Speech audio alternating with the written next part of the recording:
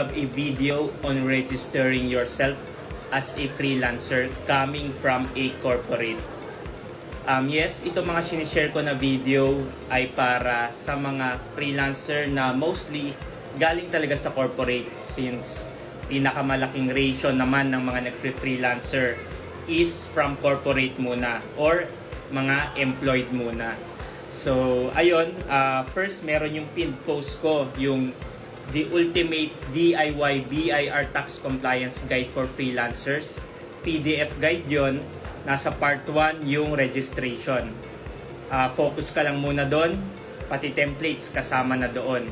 Yung filing nandun din, pero saka mo naintindihin yon pag nakapag-register ka na sa BIR. Tapos kung may mga gusto kang topic, tignan mo lang sa mga na-share kong video.